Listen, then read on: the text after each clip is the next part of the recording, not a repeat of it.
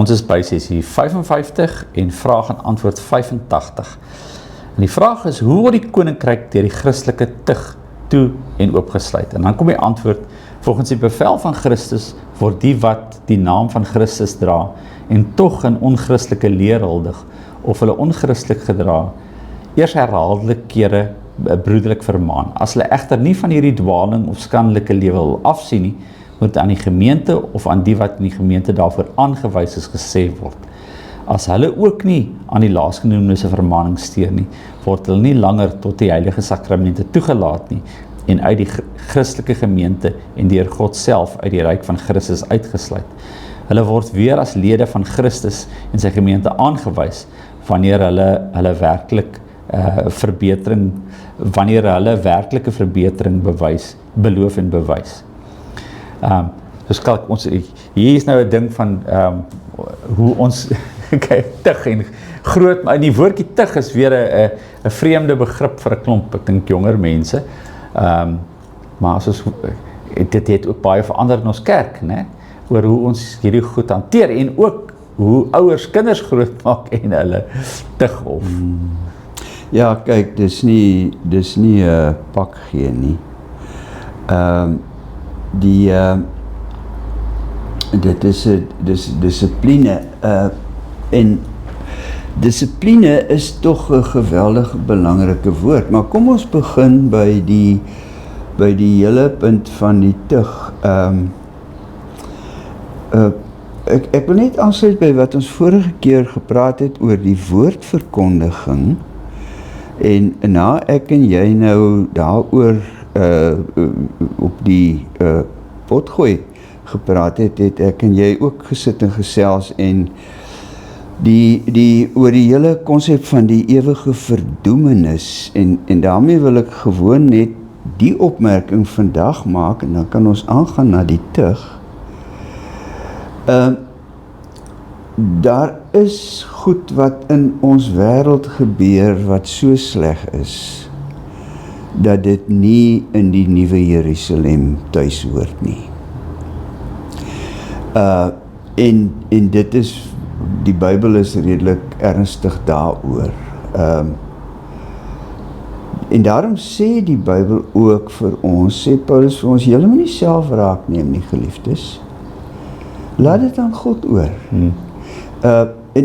Maar as God niks gaan doen nie, dan maak het nou nie sin om te sê, laat dit aan God oor nie. Dalk gaan God niks doen nie, en daar moet ek jou nou maar klare klap gee, dan het jy minstens jou klap weg, want God gaan toch in elk geval niks doen nie. Nee, sê Paulus, God gaan iets doen. En ek dink, dis 'n perspektief wat ons dalk liewer nie uit die oog moet verloor nie. So, maar kom ons kom terug by die tug.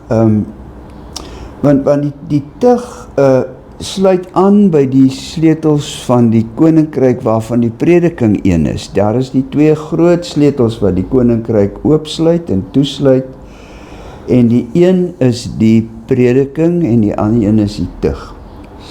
Nou, vroeger jare het mense dit verstaan as tug is dat die kerk jou onder sensuur plaas. Dan mag jy nou nie nagmaal gebruik of doop of die doop beoefen en so meer nie.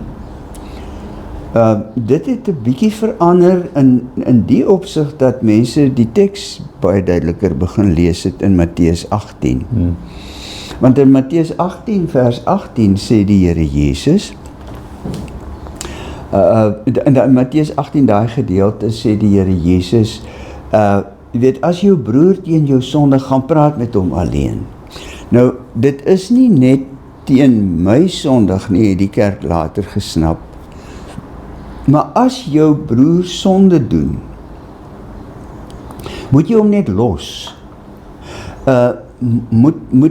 Of het jy die Here so lief en sy koninkryk so lief, en die getuienis oor die Here Jesus so lief, en het jy jou broer so lief, dat jy omgee vir wat hy aan homself doen. Want onthou, sonde is altyd selfvernietigend. Altyd. As jy aanhou met sonde, hy byt jou op die ou einde op 'n manier wat jy nie kan op 'n eina sê nie. Kyk maar vir op die oomblik terwyl ons nou hierdie opneem, gister is die voormalige prins Andrew is hy in hegtenis geneem oor 'n klomp goed waarmee hy lank weggekom het. Maar die feit dat hy so lank weggekom het met goed het hom gesê, okay, as ek kan wegkom, daarmee kan ek hiermee wegkom, en as ek daarmee kan wegkom, dan kan ek met daai ding wegkom. So daar is altyd 'n geval van ek is 'n belangrike ou, ek kom weg met die goed en ek gaan wegkom daarmee, en hy hou aan en op die oomblik is hy besig om die een skande na die ander te beleef. Gaan hy tronk toe gaan waarskynlik. So daar is altyd aan 'n sonde wat ongebreideld voortgaan, wat onbeperk ontwikkel, wat nie gekeer word nie, is daar 'n stuk inherente vernietiging van die persoon wat dit doen. Wat jy ook al, waar jy ook al die woord, die reëls van die Here oortree, kom daai goed na jou toe terug om jou seer te maak. Want God het nie sy reëls vir ons gegee om ons te straf of soos kindertjies te behandel nie. Dit is soos die metaal hekkies wat om die balkon, of wat noem mens daai ding, die raampie om die balkon, wat keer dat jy afduiwel, en jou doodval onder, en dit is wat God se reëls is. Hulle is soos hierdie katoogies op die pad as jy in die mis ry. Hulle wil keer dat jy 'n ongeluk maak. So, as ons vir die Here omgee en as ons vir mekaar omgee, dan praat ek met my broer, as hy gesondig het. Dis die heel eerste, dit is die kerklike tug. Dit beteken ons aanvaar verantwoordelikheid vir mekaar. En dit is 'n dis 'n reddende ding. Dat ek onthou in my lewe hoe medegelowiges vir my kom sê het, jy moenie. Hierdie ding is verkeerd. En dat ek dan gedwing is om te dink daaroor. En so dis die begin van die kerklike tug. En die kerklike tug gaan verder daaroor dat as hy dan van die enkeling twee enkelinge se gesprek met mekaar in die privaatheid ontwikkel, waar jy vir 'n paar ander medegelowiges sê, luister, Ou Marius sien nie in dat hier 'n fout is nie. Kom ons gaan gesels met Ou Marius daaroor. Hierdie ding gaan vir hom seer maak, en dit maak die koninkryk van die Here seer. Nou gaan 2 of 3 in die naam van die Here Jesus en sit by hom. Nou is dit nie meer net, okay, ons kalk jy hou nie van my nie. Dis nou nie 'n persoonlike ding nie. Dis nou 'n paar mense wat sê, Marius, jette jong, wat jy sal moet mooi dink oor die storie. Die ding gaan jou vang. En die Here is nie daarmee tevrede nie. En so aan, en dan sê die Jesus op die ou einde, by vers 18, dan sê hy, ek sê vir julle, wat julle ook al op die aarde bind, sal in die hemel gebind wees, en wat julle ook al op die aarde ontbind, sal in die hemel ontbind wees. Dit beteken nie regtig, ja goed, daar is iets in van, dan moet hy vir jou soos 'n heiden en 'n tollenaar wees, maar daar is iets in van, dat ons het hierdie ongelooflike verantwoordelikheid vir mense se ewige lewe. Ons het hierdie ongelooflike verantwoordelikheid vir mense se verhouding met die Here Jesus. Dit is, en ons kan, as ons mekaar lief het, kan ons mekaar nie los nie. Ja. En dit is wat hierdie bind en ontbind beteken. Mens mooi dink, weer eens in 'n baie ou paradigma, is dit op 'n sekere manier in 'n kerk gedoen, deur, vergaderings en 'n klomp wat ook al. En mens kan sê wel dat dit nou heeltemal verdwyn. Dit is nie, hulle kan nie meer sien in die kerk, en tog is daar nou binne die kerk baie verskille oor wat is nou reg en verkeerd, en wie moet nou getuig word en nie getuig word nie. Maar grondliggend gaan dit hier oor, nie oor 'n kerk en dit gaan hier oor ons verantwoordelikheid teenoor mekaar. En om 'n pad met mekaar te stap. En dit is waarskynlik dit waar baie van ons, en weer eens, dis hierdie kerk sit, dis 'n taak wat aan ons opgedra word. Dit is hier in die kerk toegepas, maar die voorbeeld is hier, die voorbeeld kom uit 'n teks uit wat 'n alledaagse lewenssituasie tussen in 'n gesin of daar het iets gebeur. So hy speel nie daar bo af nie, hy speel by ons af. Hy speel by ons af. En dis en dit is nie kyk, ja, die tugvergaderings toe ek 'n jong dominee was nie aangename goed nie. Tog, weet jy, is daar 'n vlak op wat ek gesien het, is as jy vir iemand na iemand toe gaan en sê, weet jy, hier het nou al mense met jou gepraat, en die kerkraad het kennis geneem daarvan dat jy openlik aanhou met hierdie ding wat heeltemal verkeerd is. En nou kom ons vir jou sê, jy moet jou weerhou van die nagmaal. Jy moet nie nou meer nagmaal. Jy maak eers die saak reg, en kom jy terug nagmaal toe.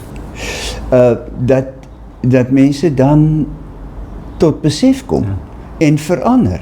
Want die ding is, en daar was natuurlijk 'n groot klomp verkeerde maniere waarop dit gedoen is in die verlede. Ja. Maar ons is so geneig om die babietjie met die badwater uit te gooi. Ja. Ons wil nie die badwater hê nie, maar ons tel nie eers die babietjie uit nie, voor ons die badwater uitgooi nie. En ek dink dat daar is daar het iets ingesteek van die erns wat jy dit aan mense moet oordra. Want onthou nou, kyk, Dietrich Bonhoeffer, die ou wat in Duitsland, hy is 'n wonderbare mens. Hy het geweet die nasies gaan hom vervolg. Toe het vriende gereël, toe sy Amerika toe word hy professor in Amerika. En toe kom hy op 'n dag, toe sê hy, nee, ek gaan terug Duitsland toe. Hy sê, ek kan nie na die oorlog vir my mense gaan preek oor die Here Jesus, as ek weggehol het, toe die moeilikheid daar was nie. En hy het teruggegaan. Bonhoeffer is op die ou einde doodgemaak vir sy geloof. Hy's tereggestel. Want dit sou nie gebeur het as hy nie teruggegaan het nie. Maar Bonhoeffer het gepraat oor goedkoop genade. Goedkoop genade is wanneer jy, ag man, dis maar alles oral. Die Here is te gaaf, hy sal in elk geval nie, weet, die Here is soos ou Kersvader, hy dreig jou nou 'n bietjie, maar hy sal wel vir jou 'n persentjie gee, moenie bekommerd wees nie. En Bonhoeffer sê, dis goedkoop genade, want hy het in Duitsland gesien, hoe Christene daarop staat maak, terwyl hulle die gruisamste goed aan ander mense doen. En hy het gesê, 'n diergenade is 'n genade waarin jy ook gehoorsaam is, want ons word gevat soos ons is, maar ons word nie gelos soos ons is nie, en dit is die belangrike. Kijk, Skalk, en 'n ander interessante ding is net, daai tyd, as jy dit vandag mense sê, hulle vir jou sê, ag man, luister hier regtig, dan gaan ek na 'n ander kerk toe. So, in hierdie tyd het die kerk en die dominee het 'n groot gesag gehad. Die kerk en die predikante is 'n gesag as rigtinggewende moraliteitsaanduiders het totaal vervallende samelewing. Dis nie, dit word nie meer hoog opgegee soos, en ek wil nou nie daaroor praat nie, maar die punt is net, mense sal net sê, ag vir jy, dan gaan soek ek vir my 'n plek, 'n ruimte waar ek kan leef, en dis die uitdaging van ons tyd, is dat wie gaan nou vir my kom sê, jy weet, daai gesagsfigure het redelik, so ek dink weer eens, as dit hierby kom, dan kom dit op 'n, om mense te vertrou, wat saam met jou pad stap, om hulle intensie te vertrou, dat die mense wat jou goed ken, of jy iemand ken, dat dit gesag dra, nee. En nie 'n kerk gesag dra, of 'n dominee gesag dra. Ja, ons kerke het te groot geword, en want ons het ook 'n klomp onpersoonlik geword. Maar ons het ook 'n klomp sleg foute geneem met hierdie te goede, ons het hanteer, het mense uitgesny. So, en mense het net heeltemal gedraai teen daai gesagsinstansies, maar kom ons kyk na die besprekingsvraag. Die uitoefening van die tug is 'n inenting wat die liggaam van Christus, die gemeente, moet immuniseer teen die verleiding van die bose. Hoe kan ons mekaar help om die vermaaning van 'n broer of 'n suster as 'n liefdesdaad te sien? Dis presies waarvan ons nou gepraat het. Dis nie 'n oordeel nie, 'n beoordeling nie, dis 'n omgee, nê. En volgende keer begin ons met die derde deel van die katekismus. Dink so lank aan die beste manier om vir Christus dankie te sê vir sy offer.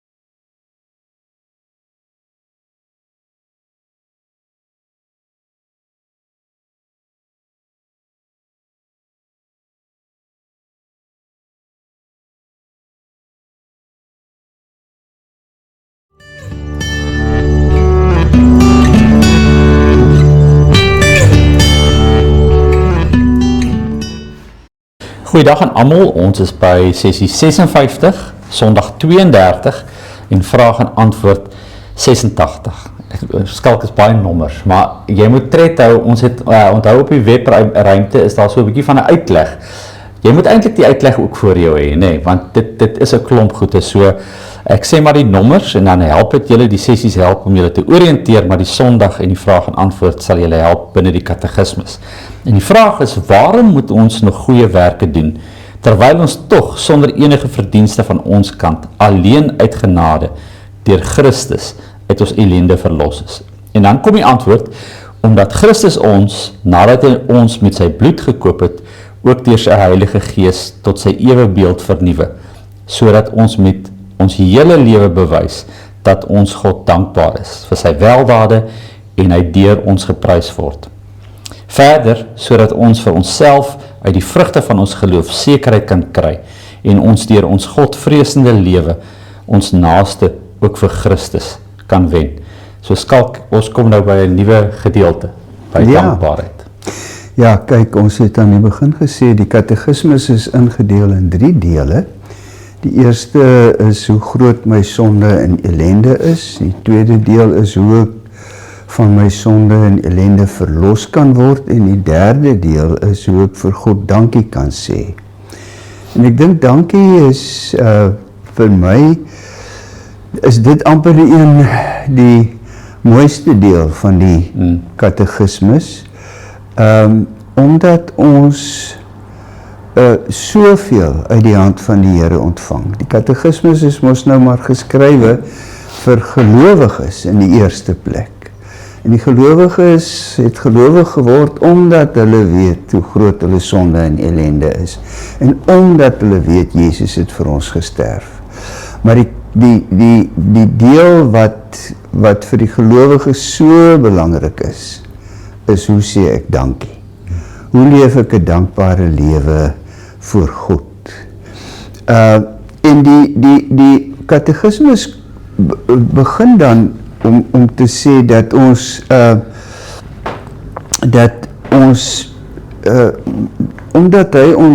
omdat Christus ons, nadat hy ons met sy bloed gekoop het, ook deur sy Heilige Gees tot sy ewebeeld vernuwe. Die Here, so het ek nou al baie keer gesê, terwyl ons hier besig is, vat ons soos ons is, maar hy laat bly ons nie soos ons is nie. Ja, dis mooi. Hy verander ons, hy maak ons nuut. Daar's 'n ou,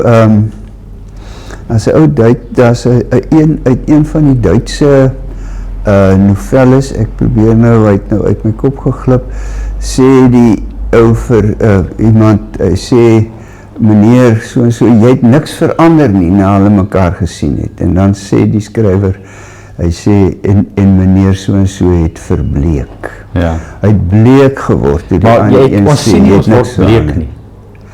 Ons sien nie ons word bleek nie, want ons doen ander goed. Ons probeer ander goed tot ons lewe voeg wat ons kleur gee. Maar ons sien nie dat dit is nie iets wat ons maklik in onsself sien nie. Dit is nie iets wat ons maklik in onsself sien nie, maar dit is om van bleek te raak as iemand sê jy het nooit verander nie. Want, maar dit is nou nogal 'n vraag, né? Om vir iemand, as iemand vir het jy verander? Sê ek, ja, weet jy, ons het getrek en weet ek het die aanpassings in my werk gemaak. Ja. Maar ek is nog self, wat het ek verander? Wat het ek verander? Baie keer is die verandering subtiel dat ons dit nie agterkom nie, maar die verandering is tog daar. En die punt is dat ons met ons hele lewe, sê die katekismes, moet wys dat ons dankbaar is. Kyk, maar weer eens Skalk, hierdie is nie net, dit is nie 'n opdrag nie. Dis 'n gevolg. Dankbaarheid is nie 'n ding wat jy ekstra nog doen nie.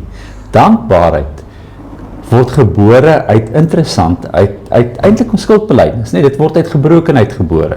Dis nie 'n ding wat ons doen omdat ons uit ons eie krag eintlik dit word gebore uit vergifnis.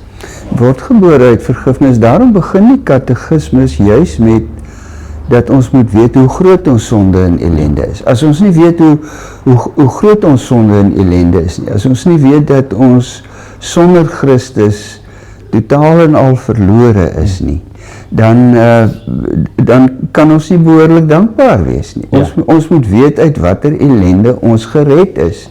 En dat ek aan die Here Jesus behoort, ja, dit is nie dis nie iets wat jy bydra nie, maar dit is die gevolg van Christus se inwoning in my. Kyk, Paulus skryf in Filippense 2 vers 12, hy het in 1 tot 11 het hy geskryf oor hierdie gesindheid moet in julle wees wat daar in Jesus Christus was, en dan vertel hy die verhaal van hoe Christus sy goddelike bestaan opgeoffer het om 'n mens te word en gehoorsaam te word tot in die dood, tot aan die kruis, en hoe God hom dan verhoog en hom die hoogste plek gee. Dis vers 11. En dan in vers 12 is 'n boeiende teks vir my nog altyd gewees. Want nou sê Paulus, na hy dit oor Christus vertel het, nee, wat Christus alles vir ons gedoen het, dan sê hy, daarom, my geliefdes, soos julle altyd gehoorsaam was, nie net in my teenwoordigheid, nie net as ek daar in julle is om julle op te check nie. Julle was gehoorsaam in die Here as ek daar is, maar selfs as ek weg is, en julle nie kon opcheck nie, was julle gehoorsaam. Werk met vrees en bewing aan julle verlossing. Werk met vrees en bewing aan julle verlossing, want hy wat die gewilligheid en die optrede in julle bewerk soos hy goed vind, is God. Doen alles sonder kla en teenpraat. Want God is die een wat die gewilligheid in jou bewerk. Hy gee jou, daar gebeur, die katekismus sê op 'n stadium, dis onmoontlik om aan die Here Jesus te behoort sonder hom te verander. Dit het ons al 'n slag oor gepraat. Dis onmoontlik. Dis onmoontlik om aan Jesus te behoort sonder dat jy verander, want as jy aan Jesus behoort, woon die Heilige Gees ook in jou. Dan gebeur daar iets met jou waarteen jy eintlik nie regtig kan veg nie. Daarom sê Paulus dat ons verlossing, dat ons aan ons verlossing, die ou vertaling het gesê, werk julle verlossing uit, maar dit is soos, ek het altyd die prentjie in my kop gehad, kyk nou, toe ek kind was, het ons nie net die plaas nie, maar ons het 'n verskriklike groot erf gehad, en dit was my job om die tuin aan die gang te hou. Dus ek is tot vandag toe nog nie lief vir tuin maak nie. Maar as daar 'n klomp kraalmis afgelaai word, en dit lê daar op 'n hoop. Nee, dit moet nie daar op 'n hoop lê nie. Jy moet die graaf vat en jy moet dit strooi oor al die groentes, en dan moet jy dit bietjie in die grond inwerk. En ek het gehou van daai werk julle verlossing uit, want ek het myself daar gesien met die kraalmis wat ek in die tuin moet inwerk. Maar Paulus, die nuwe vertaling, die 2020 vertaling sê, werk met vrees en bewing aan julle verlossing. Want natuurlik word ons nie net verlos van die gevolge van ons sonde nie. Ons word ook verlos van die tirannie van die sonde. Ons word ook verlos van die beheer wat die sonde oor my lewe neem. Ek dink sommer Paulus wat sê, ek smeek julle, neem God se versoening aan. Jy kan God se verlossing aanneem, maar verlossing is versoening.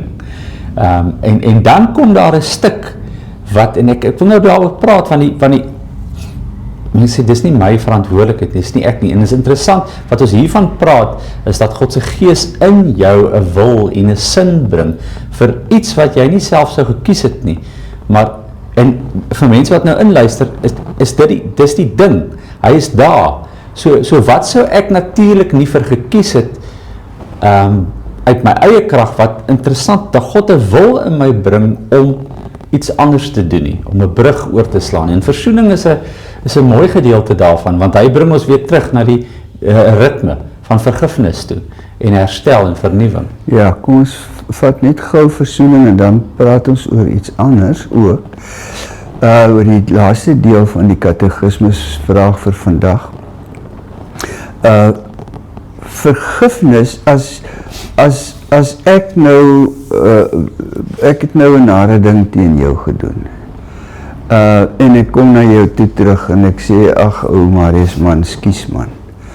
Ek weet nie wat het my besiel nie, ek was verkeerd, ek vra groot om verskoning, ek moes nie dit van jou gesê het nie. Ons doen nie daai ook maklik nie, nee. Ja, natuurlijk nie. Maar nou kan jy my vergewe, nee? Jy kan my vergewe en jy kan sê, alright, ek sal nie weer daaroor dink nie, ek sal jou dit nie kwaadlik neem nie, en so meer, ek sal nie bly wees as iets slegs met jou gebeur nie, dis wat vergifnis is. Ek sal, dis fyn. Maar nou is jy dalk nie weer lus om vriende met my te wees nie. Jy is vriendelik ons paai stap nie meer saam. Maar ons loop nie meer langs mekaar nie. Versoening beteken dat jy 'n stapie verder as vergifnis gaan. Dat ons paai weer langs mekaar loop. Dat die breuk tussen ons is heel gemaak. Dis versoening. Dit is die wonderbare ding dat God nie net vir ons vergewe nie, maar dat hy weer met ons maats maak. Dat hy So mooi wat jy het stel. God sê, ek vergewe jou, maar ek gaan nie vir jou alleen laat loop nie. Nou stap ek 'n pad saam met jou. Maar nou wil ek jy moet presies dieselfde gaan doen. Ek wil hê dat wanneer jy iemand vergewe, jy die pad, maar dis nou mooi wat hier inpas, want dit is goeie werke, maar dis nie goeie werke in die opsig van iets waarin ek 'n beloning uitkry nie, of iets wat my kan bevoordeel nie, of iets weer eens wat natuurlik my opkom nie. Hierdie werke waarvan ons praat, en dis altyd 'n vraag by ons, is iets wat by ons opkom, wat baie uniek is, en baie prakties is, want al die ander goede is innerlike prosesse, sondebelydenis, vergifnis, en dan, as ons by hierdie plek kom, dan raak dit prakties. Ja, dit gaan om ons daaglikse lewe. Daarom is ek nie vreeslik vrolik daaroor dat ons in die kerk so baie praat oor ons geestelike lewe nie.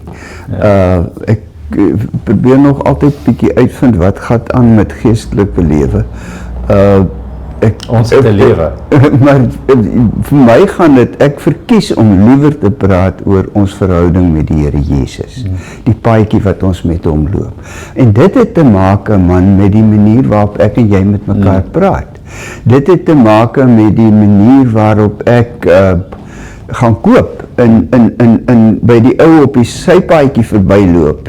Al daai goed word bepaal deur my verhouding met die Here Jesus, want daar is ook 'n intieme band tussen my en die Here Jesus. As ek hom aangeneem het as my verlosser, dan word my hele lewe 'n offer van danksegging. Paulus sê dit in Romeine 12, waar hy sê, op grond van die barmhartigheid van God doen ek nou 'n beroep op julle om julle liggame, nie julle gees nie, julle liggame beskikbaar te stel as 'n offer wat lewend en heilig is en vir God aanneemlik is. Dit is julle sinvolle godsdienst. En dan sê hy, moenie aan die wêreld gelykvormig word nie. Moenie, goeie mense, moenie probeer lyk soos die res van die wêreld nie, maar word verander deur die vernuwing van julle denke, sodat julle goed kan onderskei wat die goeie en aanneemlike en volmaakte wil van God is. Dit gaan om die wil van God vir ons. Ek wil net vinnig afsluit, ek het net nou gesê dat ons, want ek sien ons tyd loop uit, die katekismus het hier 'n volgende sinnetjie gesê waaroor daar geweldige boeke geskryf is en waaroor mense baie ongemaklik voel. En dit is dat die goeie werke is nie net die grond van ons redding nie, maar die vrug daarvan, en die vrugte help die gelowige om sekerheid te kry dat sy geloof eg is. So die katekismes wil eintlik sê, Dis mooi. as jy kan agterkom dat jy verander het, dan weet jy dat jy regtig aan die Here Jesus verbind is. Maar dis 'n baie riskante soort stelling. Dit is want dit word in die Latyn genoem 'n syllogismus practicus, met ander woorde, dis is die bewys, die praktiese bewys dat jy gered is. Maar daar is ook 'n syllogismus mysticus. Dit is die fluistering van die Heilige Gees in my hart dat ek gered is en dat ek aan die Here behoort. Maar nou sê mense, wag bietjie, pas op daarvoor. Jy moet die twee onderskei. Nee, ja, jy moet nie net die twee onderskei nie, jy moet ook oppas daarvoor om jou sekerheid daarop te bou. Nie op jou gevoelens of jou dade nie, maar jou sekerheid moet jy bou slegs op die belofte van die Here Jesus. Ek moes al baie keer vir mense sê, mense sê vir my, ek voel nie dat ek gered is nie. Dan sê ek, ja, maar die Here sê jy is gered. Jesus loves me, this I know, because the Bible tells me so. Nie ek voel so nie omdat my lewe verander het nie, because the Bible tells me so. So kom ons kyk na die besprekingsvraag. As goeie werke nie gedoen word om redding te verdien nie, maar om omdat Christus ons reeds verlos het en deur sy Gees vernuwe, hoe verander dit jou motivering vir jou daaglikse take? Is dit vir jou 'n swaar verpligting of 'n vrug van die evangelie van die goeie werke wat jy vrywillig uitleef? Hierdie is nou 'n moeilike ene, né? Want dit bring 'n klomp mense in ons ritmes eintlik by geleenthede uit. Ek besef net, ons vra vir die Here, vat my weg van die plek en sit my neer op 'n sinvolle plek. Ons is op 'n sinvolle plek. Ons is altyd op 'n sinvolle om aan te herkou vir die volgende week. Lees 1 Korintiërs 6 vers 9 tot 11. Dink 'n bietjie oor wat dit alles beteken.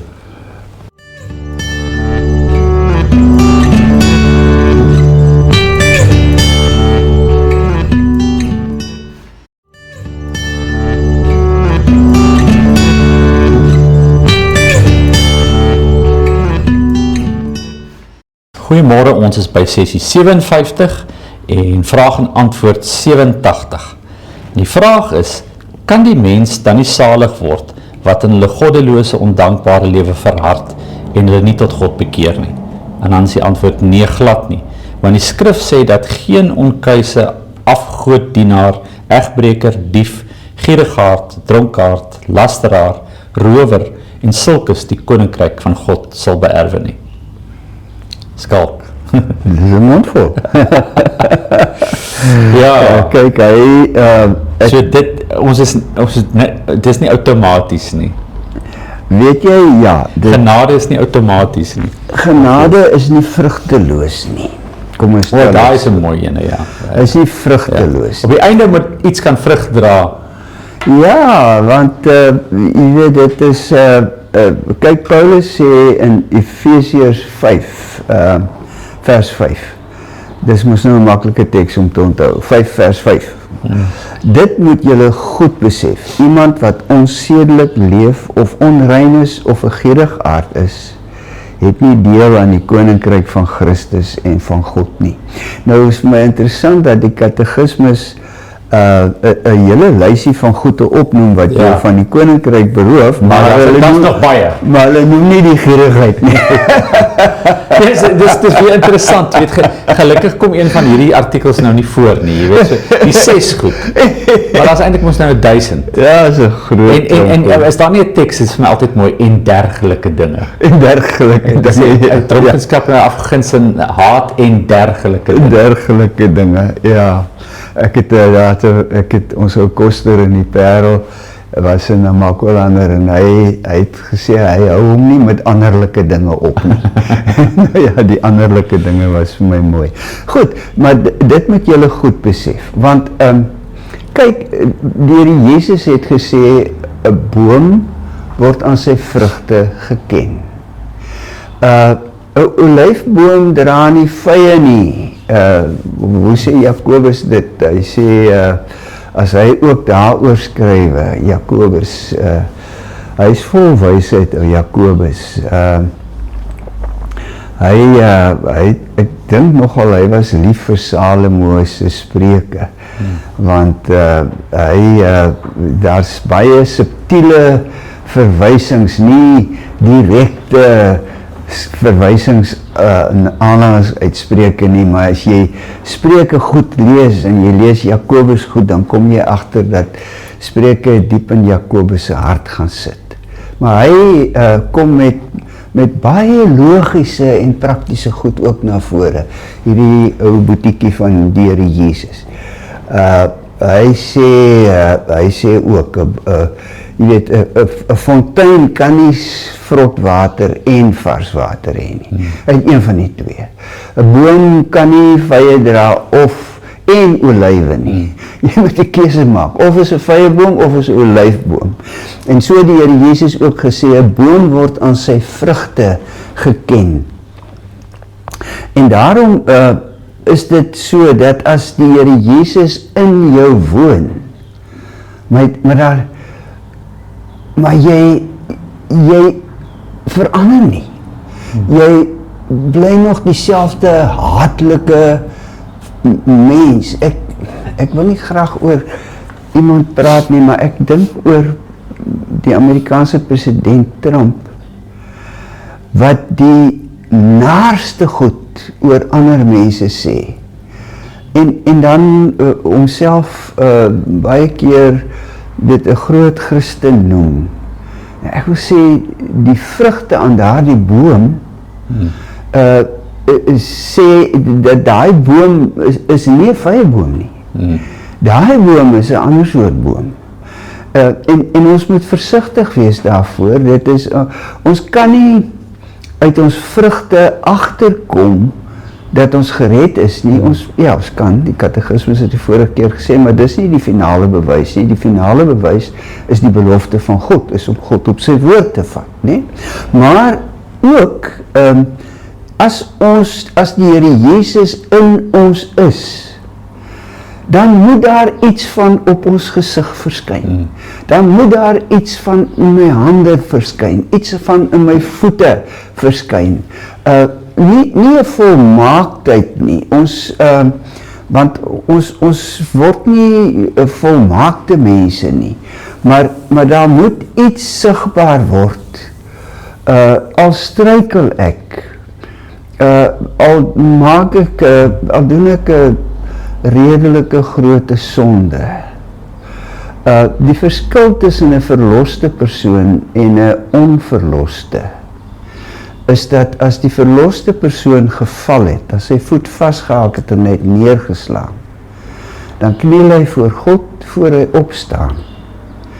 En dan kom hy oorent en dan probeer hy op sy voete bly.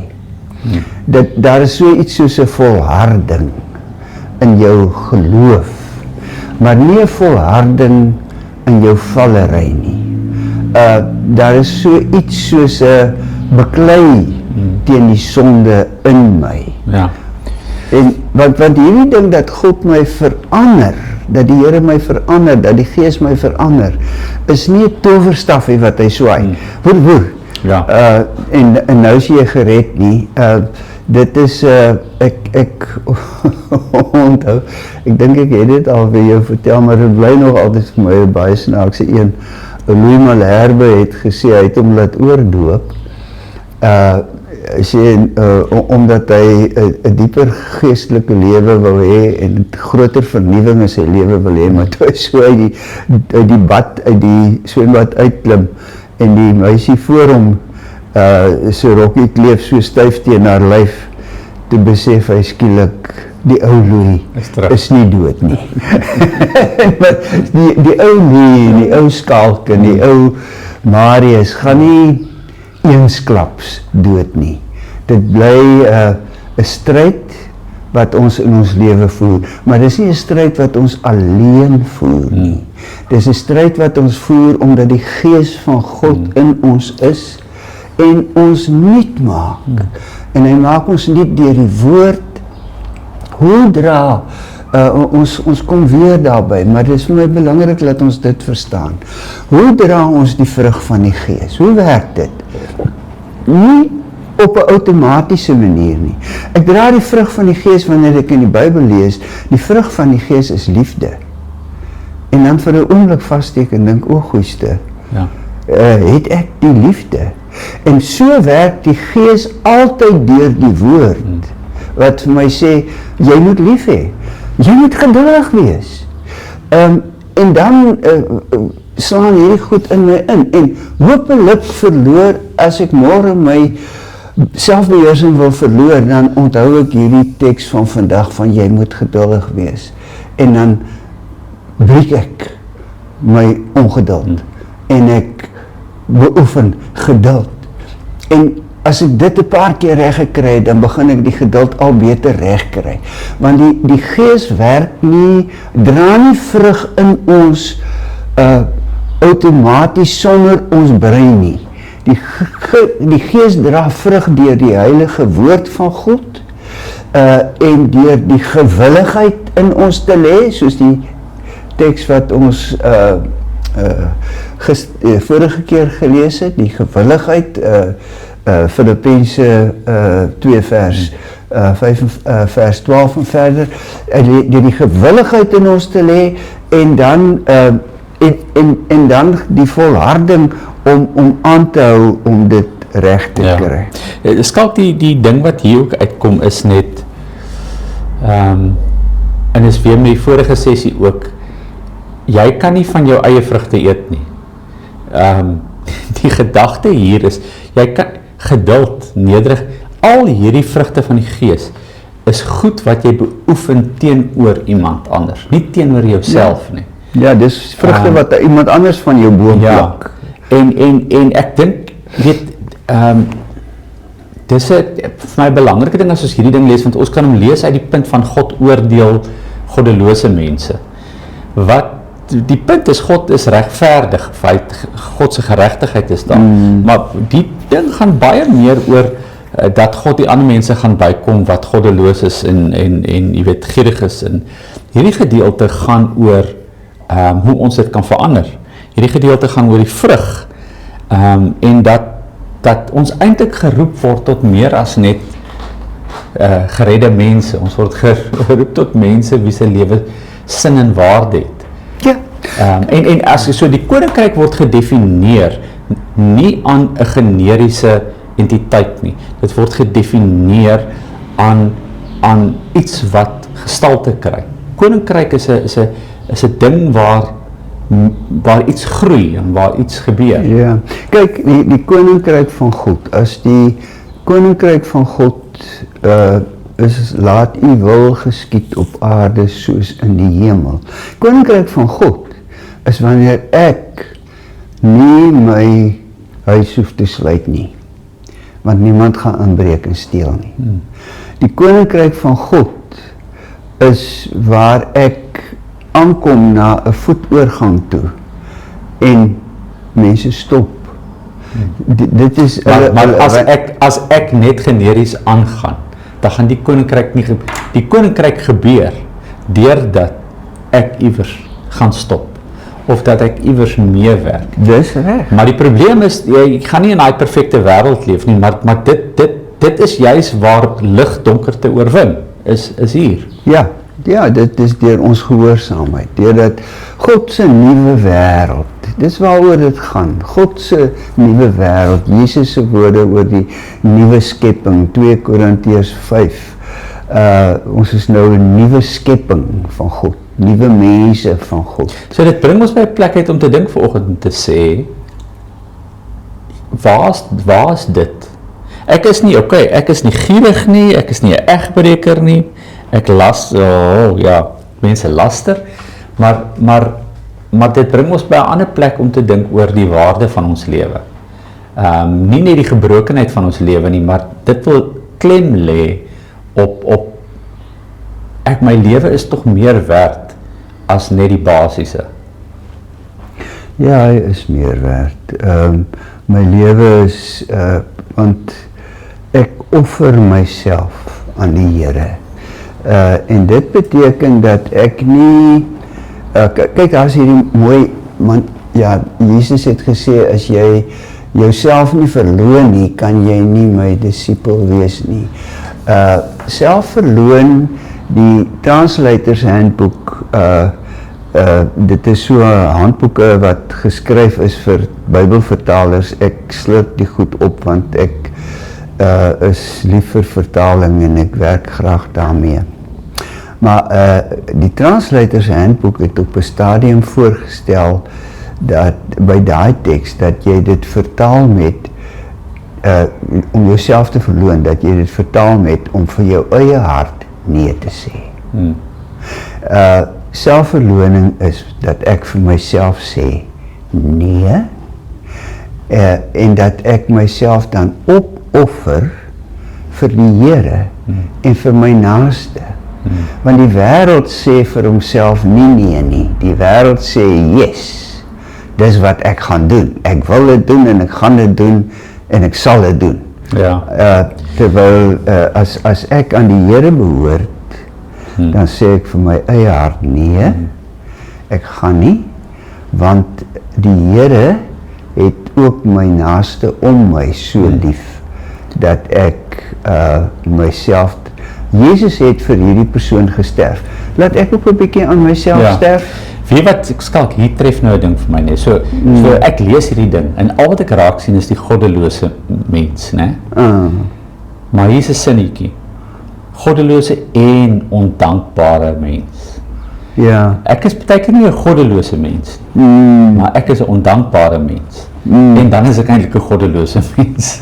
Dan is jy eintlik 'n goddelose. Want weer eens, ek wil, kan 'n mens dan nie salig word wat in hulle goddelose en ondankbare lewe volhard en nie tot God bekeer nie. En ek dink baie keer is dit juist die kwessie van hoe, want ons is nou by dankbaar. Ek is nie sleg nie, maar ek is ook nie goed nie. Ek is ook nie, maar want ek is ondankbaar. Dis my punt is. En omdat ek ondankbaar is, kan ek nie vrug dra nie.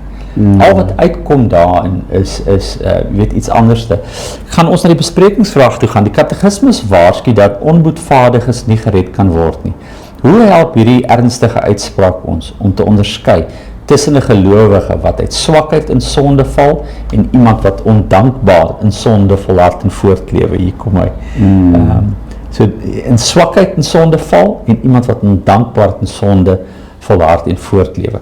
So om aan te dink in die volgende gesprek, uit hoeveel dele bestaan die ware bekering van die mens?